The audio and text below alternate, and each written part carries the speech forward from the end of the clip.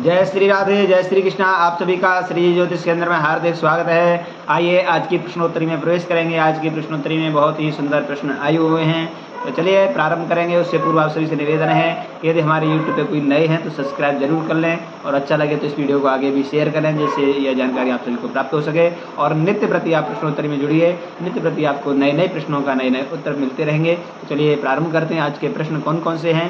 आज का पहला प्रश्न है, भगवान किसे मिलते हैं। दूसरा प्रश्न है, चतुश्लोकी भागवत 4 श्लोकों में कौन कौन से श्लोक हैं वो। और तीसरा प्रश्न है कि मानसिक पूजन कैसे होता है, उसका क्या महत्व होता है। चौथा प्रश्न है कि बेटा के लिए बहू देखने जाएं तो क्या देखें। पांचवा प्रश्न है कि बेटी के लिए वर देखें तो उसमें क्या देखना होगा। तो चलिए आज आपको बताते हैं। बहुत ही सुंदर प्रश्न है, धार्मिक और सामाजिक दोनों तरीक़ा से प्रश्न है, तो बहुत सुंदर प्रश्न है। प्रारंभ करते हैं आज के प्रश्नों के उत्तर पर। चलिए बताएं आपको भगवान किससे मिलते हैं। देखिए भगवान किससे मिलते हैं। यदि भगवान शिक्षा वाले को मिलते कि जो पढ़ा लिखा होगा उससे ही मिलें, तो ऐसा नहीं होता है। अगर ऐसा होता तो भगवान गजेंद्र को मिल गए, जो कि गजेंद्र ने कौन सी यूनिवर्सिटी में पढ़ाई की, लेकिन फिर भी भगवान से गजेंद्र को मिल गए। और गजेंद्र को इतना ही जल्दी नहीं, बहुत ही सरलता से मिल गए। केवल कमल पुष्प तोड़ा और ले करके कमल पुष्प के ऊपर भगवान का ध्यान करते छोड़ दिया, उसी समय भगवान दौड़े चले आए। कितनी जल्दी दौड़े, जो कि लक्ष्मी जी पूछना चाह रही हैं कि आप कहाँ जा रहे हैं। भगवान कहते हैं मैं जा रहा हूँ हाथी के पास, लेकिन इतना कहना चाह रहे थे, कह नहीं पाए। केवल हा उच्चारी निज धाम में और थी हाथी के पास। केवल हाथी के पास कहना चाह रहे, तब तक हा कह पाया निज धाम में, और थी कहते ही हाथी के पास तुरंत भगवान पहुंच गए, इतनी जल्दी। इसलिए भगवान केवल देखते हैं तो किसे देखते हैं, किसी पढ़े लिखे को नहीं देखते हैं। जो कि ज़्यादा पढ़ा लिखा होगा उसी को भगवान मिलेंगे, या सुंदर होगा उससे भगवान मिलेंगे। यदि सुंदर होता तो रूपवान को भगवान, सुंदर को अगर भगवान मिलते तो कुब्जा तो रूपवान नहीं थी, लेकिन भगवान मिल गए। और यदि भगवान उच्च बिरादरी वाले को मिलते तो विदुर जी के यहाँ तो केला के छिलके खाए, जो कि विदुर जी तो दासी पुत्र थे, लेकिन भगवान मिल गए। अब बात करें कि जो है ज़्यादा नहाता धोता होगा, जो ज़्यादा पवित्रता से रहता है, उसे भगवान मिलते नहीं। भगवान उसे भी नहीं मिलते। भगवान कैसे मिलते फिर।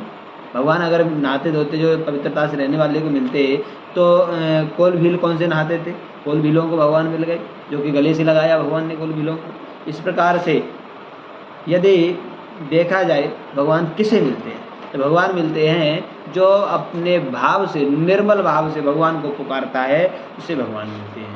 जो भगवान को सच्चे निष्ठा के साथ, श्रद्धा समर्पण के साथ जो भगवान को पुकारता है, उसे भगवान मिलते हैं। इसलिए क्या कहते हैं कि भाव का भूखा हूँ मैं, भाव ही बस सार है। भाव से जो भजता मुझको, उसका भव से बेड़ा पार है। भाव बिन वो कुछ भी देवे, मैं कभी लेता नहीं। भाव से एक फूल भी दे, वो मुझे स्वीकार है। इसलिए पत्रम पुष्पम फलम तोयम यो मे भक्त्या प्रयक्षति। यानी चाहे फूल दे, पत्ता दे, चाहे कुछ भी ना हो, तो केवल भाव दे दे। क्यों? भाव भक्त मुझको बांध लेते भाव की जंजीर में, इसीलिए भूमि पर होता मेरा अवतार है। प्रेम ही प्रेम को ईमान बना देता है, प्रेम ही पत्थर को भगवान बना देता है। इसीलिए भगवान कहते हैं कि जो भाव से मुझे पुकारता है उसे मैं प्राप्त होता हूँ। इसीलिए तुलसीदास जी भी कहते हैं कि निर्मल मन जन सो मोहि पावा, मोहि कपट छल छिद्र न भावा। यानी भगवान को वही प्राप्त कर सकता है जो निर्मल भाव से, जिसके अंदर मोह कपट ना हो, द्वेष भाव ना हो, और इस तरीक़ा से जो निर्मल भाव से जो परमात्मा को पुकारता है, उसी को भगवान प्राप्त होते हैं। चलिए अब दूसरा प्रश्न पर दृष्टि डाल लेते हैं। दूसरा प्रश्न है, चतुश्लोकी भागवत कौन सी है, जो कि 4 श्लोकों में है, वह कौन सी संक्षिप्त रूप से भागवत है। आपको बताएं 4 श्लोक हैं, जो कि यह 4 श्लोक ब्रह्मा जी ने भगवान विष्णु ने ब्रह्मा जी को दिए और ब्रह्मा जी ने नारद जी को दिए, नारद जी ने वेद व्यास जी को दिए, वेद व्यास जी ने इन्हीं 4 श्लोकों में से 18,000 श्लोक बनाए थे। वो 4 श्लोक कौन से हैं? चलिए दृष्टि डाल लेते हैं, आज बताते हैं कौन से 4 श्लोक हैं। अहमेवासमेवाग्रे नान्यदय सदसत्परं पश्चादहं यदेतच्च यो वसिष्येत सोऽस्म्यहम्। ऋतेर्थं यत् प्रतीयेत न प्रतीयेत चात्मनि तद्विद्यादात्मनो मायां यथा भासो यथात्मम्। यथा महान्ति भूतानि भूतेषु चावचेष्वनु प्रविष्टान्यप्रविष्टानि तथा तेष्वनुतेष्वहम्। एतावदेव जिज्ञासं तत्त्वजिज्ञासुनात्मनः अन्वयतिरेकाभ्यां यत् सर्वत्र सर्वदा। यह 4 श्लोक ही चतुश्लोकी भागवत है। यह संक्षिप्त रूप से भागवत है। 4 श्लोकों में पूरी भागवत होती है, इसीलिए इन 4 श्लोकों में से ही 18,000 श्लोक वेद व्यास जी ने बनाए थे। चलिए अब आपको बताते हैं कि तीसरा प्रश्न है कि मानसिक पूजन कैसे होता है, उसका क्या महत्व होता है। यह बहुत ही श्रेष्ठ प्रश्न है। चलिए अब बात करते हैं मानसिक पूजन के महत्व के विषय में। मानसिक पूजन का महत्व इतना होता है कि जितना कोई अन्य किसी भी प्रकार की पूजा में महत्व नहीं होता, उतना मानसिक पूजन का महत्व होता है। परंतु अन्य पूजा में आप मंत्रोच्चारण वगैरह आदि से पूजन करके कर सकते हैं। उसमें मन इधर उधर भी थोड़ा बहुत होता है तो मंत्रोच्चारण से उसको पूर्ण किया जा सकता है, लेकिन इसमें एकाग्रता से मन होने की आवश्यकता है। पूर्ण रूप से मन एकाग्र होना चाहिए और पूर्ण रूप से मन एकाग्र होते हुए केवल जीव और ईश्वर का विशुद्ध मिलन होते रहना चाहिए। उसी समय इस मानसिक पूजन का महत्व होता है। तो इसलिए इसका जो महत्व है वह सर्वश्रेष्ठ माना गया है, सबसे अधिक फलदायी मानसिक पूजन माना है। तो चलिए आपको बताएं कि मानसिक पूजन कैसे होता है। मानसिक पूजन के लिए क्या करना होगा कि केवल आसन लगा करके अपने आप को शांति से पालती मार करके एकांत जगह पर शांति रूप से बैठना चाहिए और बैठ करके कोई सामग्री कोई वस्तु नहीं होने की आवश्यकता है। कोई वस्तु जरूरी नहीं है। उस समय तो केवल अपना भाव होने की जरूरत है। भाव से नेत्र बंद करके भाव से यह चिंतन करें कि हे परमेश्वर, हे परमात्मा, हे दुर्गा हो या हनुमान जी हो, चाहे शंकर जी हो, चाहे ठाकुर जी हो, किसी का जिसका पूजन करना है एक का ही, जिसका अपने इष्ट देव का पूजन करना है उसका चिंतन करना है।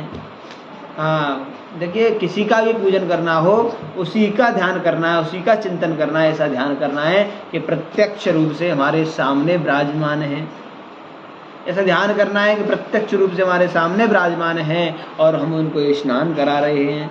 उनको जल से स्नान कराया, दूध से स्नान कराया, दही से स्नान कराया, घी से स्नान कराया, शहद से स्नान कराया, शर्करा से स्नान कराया, पंचामृत से स्नान कराया, शुद्ध जल से स्नान कराया और उसके बाद वस्त्र पहनाए, चंदन लगाया, अक्षत चढ़ाई, पुष्पमाला पहनाए, उसके बाद जो है सुगंध इत्र लगाया, दूर्वा चढ़ाई, बेलपत्र चढ़ाया, अबीर गुलाल चढ़ाया और उसके बाद भोग लगाओ। भोग लगाने में धूप दीप आदि करके भोग लगा करके उसके बाद जो भी दक्षिणा चढ़ानी है मन से दक्षिणा चढ़ाओ, मन से।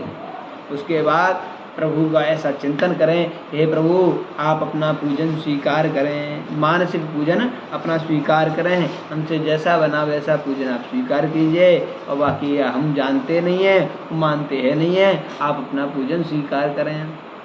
इसलिए यह मानसिक पूजन इस प्रकार करना होता है। केवल इसमें भाव होने की आवश्यकता है। अपने मन को एकाग्र करते हुए समर्पण भाव होना चाहिए। ठीक है, अब चलिए आगे बढ़ते हैं।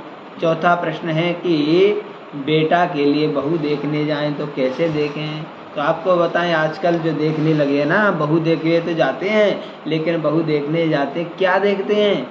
देखते हैं सुंदर कितनी है, लंबाई कितनी है, इंची टेप रख के ले जाएंगे नापने के लिए लंबाई कितनी है। डिग्री देखेंगे कि छोरी ने कौन सी यूनिवर्सिटी में डिग्री प्राप्त करी है, भले ही वाने पढ़ो ना हो फूटो आँख, हाँ बस केवल डिग्री देखेंगे। डिग्री देखेंगे भले ही वना पढ़ी लिखी हो, बस डिग्री चाहिए। हाँ इसलिए, और कितने भी कैसे भी अंदर से भाव हो, कैसा भी स्वभाव हो, लेकिन सुंदर मलूक दिखवे में सुंदर होनी चाहिए। भले ही कल से आकर के अपने सिर में हड़ी हमारे भी लग जाए, भले ही कल से घर से बाहर हमें निकाल दे, लेकिन फिर भी हम देखेंगे तो वही देखेंगे। लेकिन यह किसी की सुंदरता से, किसी की डिग्री से, किसी के धन से हम यदि संबंध करते हैं तो वहीं तक सीमित रहेगा कि धन कितना मिल रहा है, कितनी संपत्ति मिल रही है, कितना दहेज मिल रहा है, यह सब अगर देखेंगे तो वहीं तक सीमित रह जाओगे। परंतु इसे देखने से आपका कुछ उद्धार है व्यवहार होना है, फिर तो कल से हमारे लिए आफत लटके वारी है। तो क्या करना है, क्या देखना होगा, देखना है तो क्या देखना है, स्वभाव देखना है, व्यवहार देखना है, आचरण देखना है, संस्कार देखना है, जिससे कि हमें आगे जीवन में हमेशा सही कार्य करते रहें। क्यों? क्योंकि घर में जो बहू होती है, घर में कोई भी स्त्री हो, तो स्त्री जो होती है वो गृहिणी को ही घर कहते हैं। जिस घर में गृहिणी ना हो वह घर नहीं होता है। ईंट पत्थर के बने हुए घर को घर नहीं कहते, गृहिणी को ही घर कहते हैं। क्यों? क्योंकि अगर गृहिणी चाहे तो घर को मंदिर बना सकती है, और गृहिणी चाहे तो घर को नरक भी बना सकती है। हाँ, गृहिणी के हाथ में होता है कि घर को मंदिर बनाना है या नरक बनाना है। इसलिए गृहिणी होनी चाहिए, संस्कारित होनी चाहिए, स्वभाव व्यवहार आचरण उसका ऐसा होना चाहिए कि जो है गृहिणी के जैसा होना चाहिए। तो इसलिए क्या देखने की आवश्यकता है, दहेज नहीं देखने की आवश्यकता है, सुंदरता देखने की आवश्यकता नहीं है, और लंबाई देखने की आवश्यकता नहीं है। देखना है तो क्या, संस्कार व्यवहार स्वभाव आचरण देखने की आवश्यकता है। तो चलिए, जैसे कि करदम जी के लिए भगवान ने मनु और शतरूपा को भेजा, करदम जी के रिश्ते के लिए, जो कि मनु शतरूपा की बेटी देवहूति थी। देवहूति को लेकर के मनु शतरूपा जब वो करदम जी के पास पहुँचे तो करदम जी ने 3 आसन डाल दिए सामने, जिससे कि मनु शतरूपा और देवहूति तीनों बैठ जाएं। लेकिन स्वयंभू मनु और शतरूपा दोनों बैठ चुके आसन पे अपने अपने पे, लेकिन देवहूति खड़ी रह गई। अब सोच में पड़ गई, विचार करती हैं कि क्या करूं, यदि दिए हुए आसन पे बैठती हूं तो अपराध लग जाएगा, यदि नहीं बैठती हूं तब भी अपराध लग जाएगा। अब ऐसी स्थिति में क्या करना होगा, क्योंकि धर्म संकट में फंस गई। क्योंकि इसीलिए कि यदि दिए हुए आसन पे बैठती हूँ तो क्यों अपराध लगेगा, क्योंकि अभी मेरे पति हुए तो नहीं है, लेकिन होने वाले पति हैं, तो इनके दिए हुए आसन में बैठूंगी तो ये पति की सेवा का जो है कार्य हमें लेना होगा, जो पति से मैं सेवा करवाऊं यह ठीक नहीं होगा। क्योंकि पहले पतियों से सेवा नहीं कराते थे, पतियों की सेवा करते थे, इसलिए पति से सेवा कराऊंगी तो यह अपराध लगेगा। दूसरी बात, पति के दिए हुए आसन पर नहीं बैठूं तब भी अपराध होगा। क्यों? क्योंकि पति का आज्ञा का पालन है। यदि आज्ञा का पालन नहीं किया कि आसन में बैठ जाओ कहा है और न बैठूं तब भी अपराध है।